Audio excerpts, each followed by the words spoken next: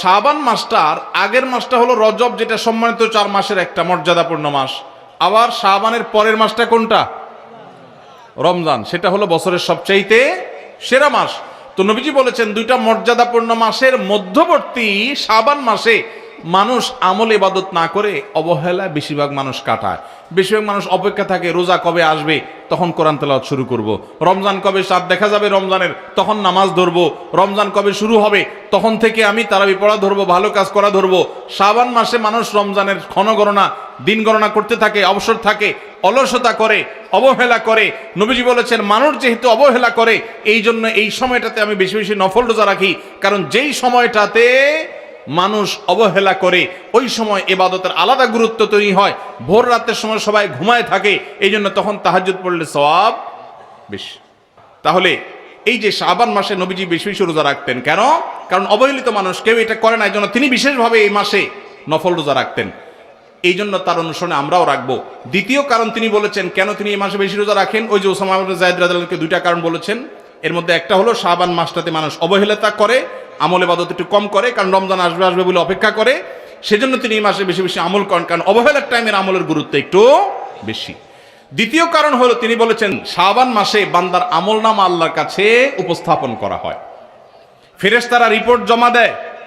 ফাউহিব্বু আন ইউরফা আমালি ওয়া আনা সাইম, নবীজি বলেছেন আমি চাই আমার আমলনামা যখন ফেরেশতাদের কাছে পেশ করা হবে তখন আমি যেন রোজাদার থাকি। কারণ আপনি কোথাও চাকরি করেন, সিরিয়াস ডিউটি করেন, একবারও আপনার বস আসে না, একটু মোবাইলটা মাত্র হাতে নিছেন ফেসবুকটা টিপার জন্য, আর তাকায় দেখেন পিছের দিকে বস এসে দাঁড়ায়, মেজাজটা কেমন লাগবে বলেন? খারাপ লাগবে না? আর আপনি অন্য সময় যাই করেন না করেন খুব সিরিয়াস মুডে কাজ করতেছেন, পিছনে তাকায় দেখেন মালিক এসে দাঁড়ায়, কলেজেটা শান্তি হয়ে যাবে না? যাক মাশাআল্লাহ, এই বেচারা এসে আমরা যখন কাজে দেখবে বলবে বাবা খুব ভালো মানুষ, তো বেতন বাড়বে, তাই না? নবীজি সাল্লাল্লাহু আলাইহি সাল্লাম বলছেন যে আমি শাবান মাসে বেশি বেশি নফল রোজা এই জন্য রাখি, ফেরেশতারা আমার সারা বছরের আমলনামা আল্লাহর কাছে রিপোর্ট জমা দেন, সারা বছর কি করেছি না করেছি তার সব হিসাব জমা দেন। আল্লাহ যখন আমার হিসাবের প্রতি মনোনিবেশ করেন, ওই অবস্থায় যদি আল্লাহ সুবহানাহু ওয়া তাআলা তিনি দেখতে পান যে তার বান্দা আমি রোজা আছি, তাহলে আল্লাহ একটু অনুগ্রহ করবেন। এই জন্য আমি এই মাসে রোজা রাখি। তাহলে নবীজি সাল্লাল্লাহু আলাইহি সাল্লাম শাবান মাসে রোজা দুইটা কারণ পাওয়া গেল। এক তো হলো গাফলতির সময় সেজন্য তিনি রোজা রাখতেন, দ্বিতীয়ত হলো এই মাসে বান্দার আমলনামা পেশ হয় সেজন্য তিনি রোজা রাখতেন। এই দুই কারণ আমাদের বেলায়ও আছে না নাই? তাহলে আমাদের রোজা রাখা উচিত না উচিত না? চেষ্টা করবো তো ইনশাআল্লাহ। ভাইরা আমার, একটা প্রশ্ন আপনাদের মনে হইতে পারে, সেটা হলো আমরা তো শুনছি মানুষের আমলনামা সকালে বিকালে আল্লাহর কাছে জমা হয়, ফেরেশতারা জমা করে, আবার এখন শুনলাম শাবান মাসে জমা হয়, তাহলে দুই রকম হলো যে? এর উত্তর হলো আল্লাহ রাব্বুল আলামিনের কাছে আল্লাহর ফেরেশতারা মানুষের আমলনামাকে 3 ধাপে, 3 স্তরে, 3টা লেয়ারে, 3টা সময়ে আলাদা আলাদা ভাবে উপস্থাপন করে। একটা হলো প্রাত্যহিক রিপোর্ট, প্রাত্যহিক আমলনামা, ডেইলি,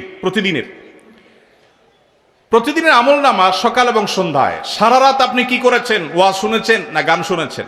ভালো কাজ করেছেন না মন্দ কাজ করেছেন?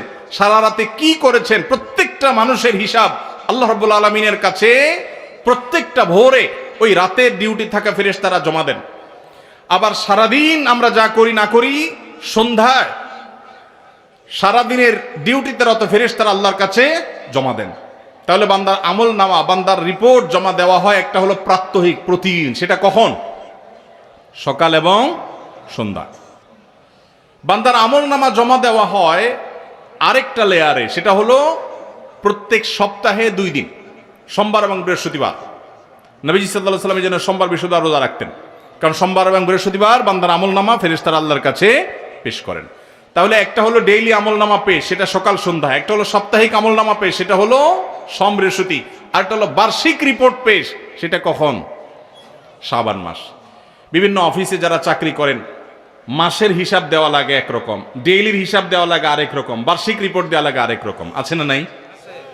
ঠিক একইভাবে আল্লাহ রাব্বুল আলামিনের কাছে আমাদের আমলনামা পেশ করা হয়। ভাইরা আমার, সেজন্য এই রিপোর্ট জমা দেওয়ার সময়গুলোতে বান্দা বিশেষভাবে আমলে মনোযোগী হবে। এই জন্য নবী সাল্লাল্লাহু আলাইহি সাল্লাম বলেছেন ওয়াসাব্বিহু, আল্লাহ তাআলা বলেছেন কোরআনে কারীমে ওয়াসাব্বিহু বুকরাতাও ওয়া আসীলা, সকাল সন্ধ্যা আল্লাহর তাসবিহ পেশ করো।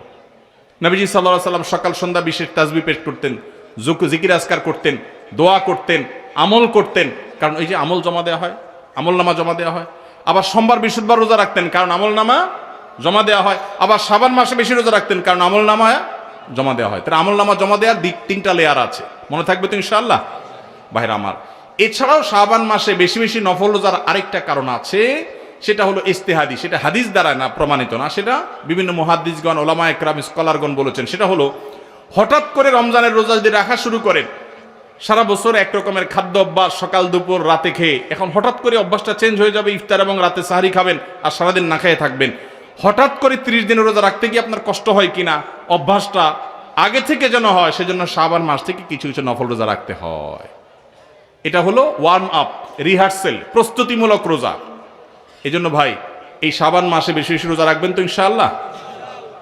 পুরো মাসের প্রথম 15 দিন 20 দিন রোজা রাখার তৌফিক যদি নাও হয়, অন্তত একটা রোজা হইলেও নবীজির সুন্নাত আমল করতে গিয়ে আমরা কারা কারা করবো একটু হাত তুলে দেখি।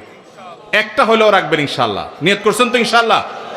সবে বরাতেরটা না, ওইটা বাদে একটা হইলেও রাখবেন। নিয়ত করছেন তো ইনশাআল্লাহ? আল্লাহ আমাদের সবাইকে আমল করার তৌফিক দান করুন। এই আমলটা যদি আপনারা করেন ভাইরা, হারিয়ে গেছে সমাজে, আলোচনা নাই, সেজন্য আমি আলোচনা করলাম। বিলুপ্ত হওয়া আমলগুলোর একটা শাবান মাসে বেশি বেশি নফল রোজা। চর্চা নাই, আমল নাই, আলাপ নাই, মানুষ ভুলে গেছে। আপনারা যে ঘরে ঘরে রাখেন, মানুষ জানবে, সুন্নাহটা জিন্দা হবে, ঘরে ঘরে আমলটা শুরু হবে।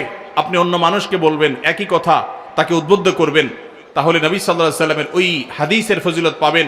আপনি মৃত সুন্নতকে জিন্দা করলেন, সেই সওয়াবটা পাবেন। চেষ্টা করা যাবে তো ইনশাআল্লাহ?